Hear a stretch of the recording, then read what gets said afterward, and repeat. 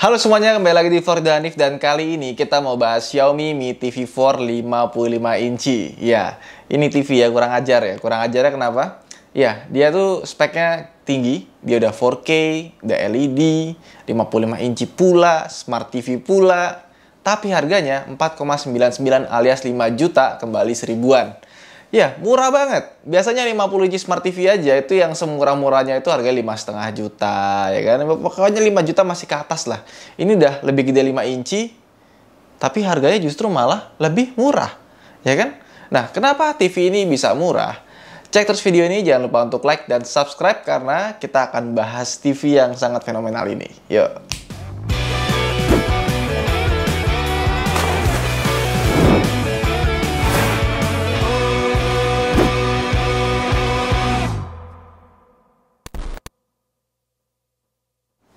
Jadi rata-rata hampir semua elektronik itu dibikin sama Xiaomi sekarang, ya kan? Bayangin, air purifier buatan Xiaomi, electric scooter buatan Xiaomi, sepeda buatan Xiaomi, jam tangan, ini Amazfit sih, ya tapi Amazfit juga pernah gabung juga sama Xiaomi bikin produk bareng ya. Tapi yang ini Amazfit T-Rex ini nggak bareng sama Xiaomi. Nah, salah satunya juga TV, ya TV, Smart TV tepatnya karena ya namanya Xiaomi pasti kan elektroniknya itu pasti bisa berhubungan sama Bluetooth, sama Android. Ya, pokoknya pasti ada koneksi-koneksinya lah. Karena kan mereka mau bikin namanya Internet of Things. Jadi, antar benda elektronik itu saling berhubungan dan bisa dikontrol dari satu device. Salah satunya adalah Xiaomi Mi TV ini. Ya, karena Smart TV itu sebenarnya ada banyak modelnya, macamnya, ya kan? Dan nggak semua Smart TV itu adalah Android. Nah, tapi Mi TV ini adalah Android dan gua suka. Kenapa? Karena Smart TV Android itu biasanya pengoperasiannya, OS, segala macam, aplikasinya itu lebih bagus dibandingkan dengan yang non-Android operationnya, sistem operationnya. Nah, ini harganya murah sekali, 4,99. Ya, kenapa gue bilang murah? Karena ya bayangin aja ini 55 inci Smart TV. Ya, tapi dari harga murah itu ada beberapa yang dikurang-kurangin. Contohnya dari desainnya. Desainnya ini sangat sederhana sekali. Iya, ini bezelnya hitam dan nggak terlalu tipis-tipis amat. Kaki-kakinya juga hitam. Pokoknya semuanya hitam, polos, standar banget. Jadi kalau misalkan TV ini dipakai buat iklan gitu ya, ditaruh di mall, ditaruh di lift gitu ya. Ya gitu aja sih. Tinggal tulisan Mi-nya ini ditutupin aja, langsung ngiranya ini kayaknya cuma frame buat iklan, bukan TV. Tapi buat kalian yang nggak mikirin soal desain sih nggak masalah. Lagi pula kita lihat TV itu kan lihat layarnya, bukan lihat desainnya. Dan di bawah tulisan Xiaomi ini, dia ada indikator. Kalau misalkan mati, dia warnanya merah di sini, ya kan? Dan pas pertama kali kita nyalain TV ini, dia harus minta pairing dulu. Kita deketin remote-nya ke sini dan pencet tombol Mi sama tombol bulat di sini. Kita pencet lama, nanti baru dia pairing. Karena remote-nya ini dia sudah terkoneksi dengan Bluetooth, bukan pakai infrared. Kenapa harus pakai Bluetooth? Karena dia ada voice recognition-nya. Kalau pakai infrared, dia nggak bisa transfer data suara. Nah, kenapa dia harus pakai voice recognition atau mikrofon di sini? Karena dia ada Google Assistant-nya.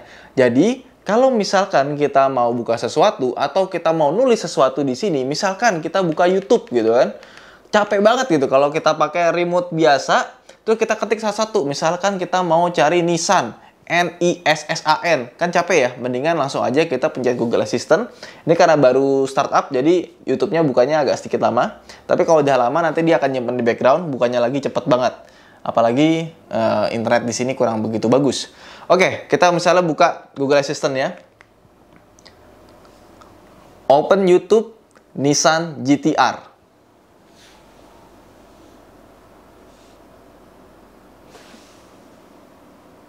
Nah, keluar semua. Nah, Nissan GT-R. Jadi kalau kita mau cari sesuatu di YouTube, di Netflix, atau segala macamnya, itu tinggal langsung mencet Google Assistant, bilang nama filmnya apa, nama moviesnya apa, nama K-dramanya apa, langsung bisa kebuka di sini. Jadi ya nggak perlu ketik-ketik lagi, capek gitu kan. Tapi ngomong-ngomong soal remote, ya remote-nya ini sederhana sekali, desainnya memang keren, simple, dan masih sama seperti Xiaomi Mi TV 3 yang sebelumnya. Tapi gue sebenarnya nggak begitu suka dengan desain remote yang simple seperti ini. Karena pada kenyataannya pas kita pakai buat harian, lebih enak yang tombolnya banyak. Kenapa? Karena shortcut-shortcutnya lebih banyak. Buat nonton TV itu ada angka 1, 2, 3, 4, 5, 6-nya. Dan kalau kita mau ganti input, mau pause, mau play, mau next, forward, ganti channel, itu ada shortcut-shortcutnya. Ini karena dia cuma punya 13 tombol, jadi sangat terbatas. Di atasnya pertama kita ada tombol power, Google Assistant, navigasi 4 arah, dan 1 tombol OK di tengah sini. Terus di bawahnya tombol back, yang sebelah kanan ini dan sebelah kiri ini adalah 2 tombol untuk mengganti UI. Jadi TV ini diberikan langsung 2 UI. Yang pertama adalah Patchwall UI dari Xiaomi, dan satu lagi adalah Android UI. Nah, yang bawahnya lagi ada tombol shortcut untuk Netflix dan Amazon Prime, dan di bawahnya ada volume. Jadi sedikit sekali tombol-tombolnya. Gue berharap ada tombol satu aja yang ditambahin, yaitu untuk mengganti color profile-nya atau brightness profile-nya. Karena kalau kita pakai di malam hari atau di siang hari, itu kan beda ya. Kalau misalkan di siang hari agak terlalu gelap TV-nya karena lingkungannya terang, tapi kalau di malam hari rasanya agak terlalu silau. Nah, untuk mengganti brightness profile-nya, jadi pertama kita harus pencet yang tombol Mi atau tombol yang buat Android UI, kita ke Mi aja ya. Ini sebenarnya cepat sekali. Jadi gue suka performance-nya itu bagus. Sampai di home screen ini kita harus ke atas bagian sana tuh ada gambar gerigi roda ya buat settings, pencet. Terus ke bawah additional settings, ke bawah lagi device preferences, ke bawah lagi baru kebuka picture-nya. Nah di sini baru kita bisa atur seberapa cerah backlight-nya. Dan ini sengaja backlight-nya gue nolin karena pas kita ngerekam video ini nanti agak sedikit wash out. Ini aja masih wash out meskipun udah di 0.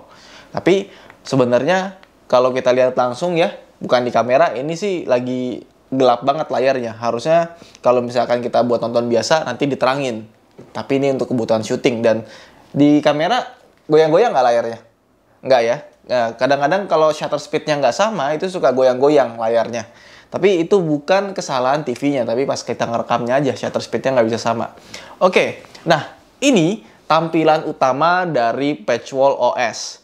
Nah, Patchwall OS ini beda sama yang mempunyai Android. Android seperti ini, kita pencet tombol langsung berubah dengan cepat.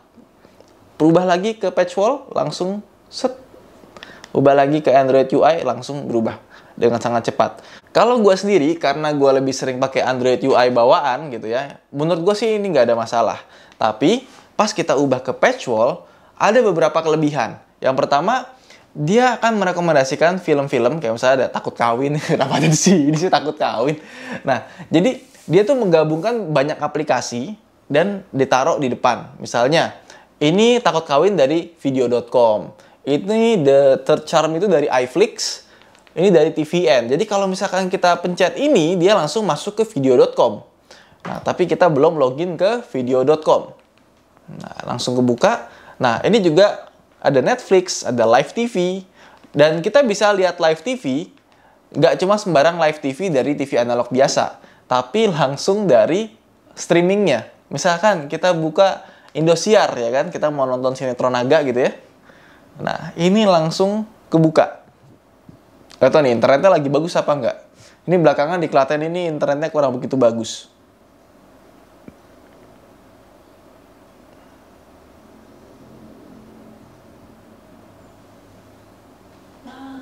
Nah, bisa.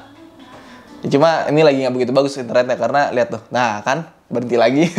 Dan yang gue suka dia punya ini, shortcut Netflix atau Amazon Prime. Gue sih Amazon Prime gak langganan, tapi Netflix langganan.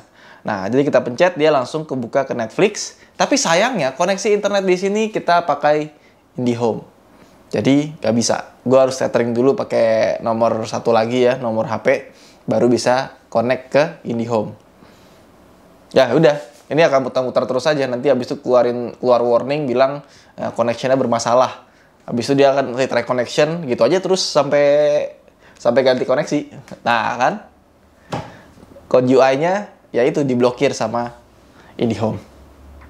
Jadi buat UI, gua rasa nggak ada masalah ya, bagus banget ya. Bahkan di sini ya, kita bisa ngelihat film berdasarkan aktornya. Misalkan kita mau lihat film-film yang dibintangi sama Jason Statham, kita pencet di sini nanti keluar apa aja filmnya. Furious 7, Fast and Furious 6, 8, Italian Job, dan kawan-kawan itu langsung keluar semua. Seru sih. Jadi gue kadang-kadang tahu, oh ternyata si Jason Statham pernah main di Save, pernah main di Hummingbird, dan beberapa aktor lainnya gue juga jadi tahu gitu, nambah khazanah lah ya. Nah, terus lanjut, apa yang gue nggak suka dari TV ini? Nah, dia ini punya tombol power di sini sama di sini ya. Nah, kalau misalkan kita pencet tombol power, biasanya kan dia masuk ke sleep ya. Kalau beberapa TV yang kayak Samsung, LG, Kuka, dan Smart TV lainnya itu kalau kita pencet, dia masuknya ke sleep. Kalau kita tahan lama power off-nya, baru dia shutting down seperti ini. Nah, karena dia pencet sekali aja langsung shutting down, otomatis pas kita nyalain, dia start up lagi dari awal, dan ini memakan waktu yang tidak sebentar untuk startupnya. Nah, ini kita coba hitung waktunya ya.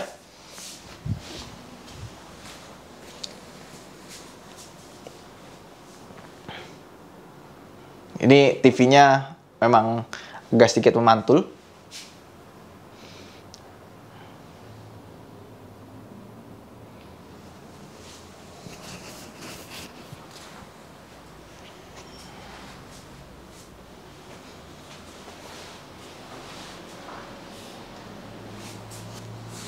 Oke, akhirnya sudah bisa digunakan TV-nya. Ya harusnya pas kita pencet sekali itu dijadiin sleep aja, nggak usah jadi power off bener-bener sampai mati gitu TV-nya. Dan gue udah cari di settings, nggak ada buat ngatur itu. Jadi nggak bisa dibikin sleep kalau kita pencet tombol power sekali. Ya harusnya buat next update-nya diperbaiki sih. Kalau bisa, kalau mau matiin itu bener-bener tekan lama, baru dia bener-bener shutting down, tekan satu aja itu masuk ke mode sleep. Nah, terus kita lanjut gimana soal kualitas gambarnya. Nah, meskipun TV ini murah, tapi ternyata kualitas gambarnya nggak malu-maluin. Gue bilang dibandingkan dengan TV LED lain, ini masih bisa bersaing lah ya. Memang kalau dibandingkan dengan TV AMOLED, itu ya pasti kalah. Tapi untuk sesama TV LED, ini kualitas gambarnya bagus sekali. Brightness-nya juga bagus. Dipakai di malam hari juga nggak bikin silau kalau kita turunin brightness-nya. Ada beberapa TV yang kita turunin brightness-nya sampai 0, itu juga masih bikin silau pas di malam hari. Ini enggak. Dan yang kedua, dia juga sudah support 4K-nya sampai HDR10. Jadi kalau kita main PS4 Pro di sini, itu gambarnya bisa keluar HDR10-nya, tapi kita harus masuk ke HDMI yang nomor 1. Kalau yang 2, 3 itu dia nggak support. Nah, terus ada banyak yang komplain, ini HDR10-nya bener nggak sih? Apa cuma hoax doang? Nah, sebenarnya kebanyakan orang itu ngeliat HDR10 itu adanya di TV Samsung yang udah pakai AMOLED. Nah, sedangkan dia masih pakai layar LED biasa, LED biasa. Nah, jelas layar AMOLED sama layar LED itu kontrasnya jelas beda. Makanya kalau dibandingkan dengan yang sama-sama HDR10 tapi dia pakai AMOLED, jelas dia gambarnya nggak akan sedramatis yang TV AMOLED TV dari Samsung. Tapi ya 4K yang bisa HDR10 bawaan Samsung yang udah pakai AMOLED itu harganya di sekitar 8-9 jutaan. Ya mungkin ke depan bisa harganya bisa lebih murah ya. Karena gue juga nggak nyangka ternyata ya seiring berjalannya waktu TV 55 inci Smart TV LED itu harganya makin sini makin murah. Bahkan ini cuma 4,9 aja. Nah, terus koneksinya. Ternyata koneksi juga cukup lengkap. Mulai dari Wi-Fi-nya ada. Pastilah ya. Ada Bluetooth-nya. Terus juga di belakang ada 3 buah port HDMI, terus ada 2 buah USB, sama ada colokan buat TV analog biasa.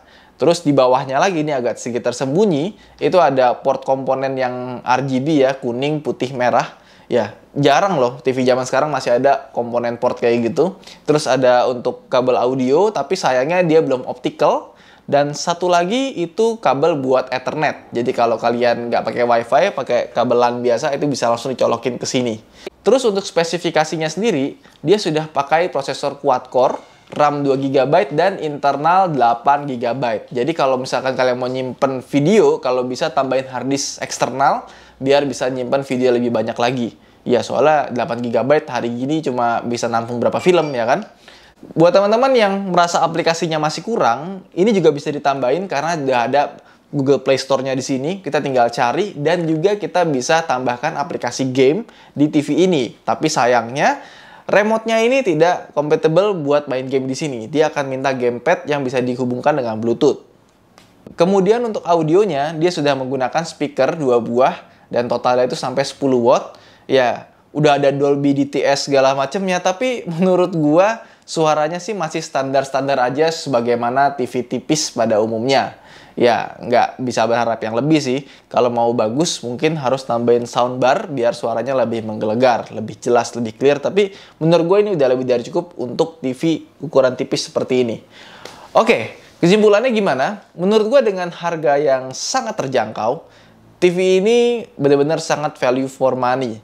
Ya, kalau misalkan kalian tanya apakah gue merekomendasikan apa enggak, gue sangat merekomendasikan karena selain harganya murah, terus ya less komplain lah. Smart TV-nya bagus, layarnya juga bagus, meskipun ya tampilannya sederhana. Jadi gue sangat merekomendasikan TV ini karena apa yang lo bayar sama yang lo dapat itu lebih gitu ya.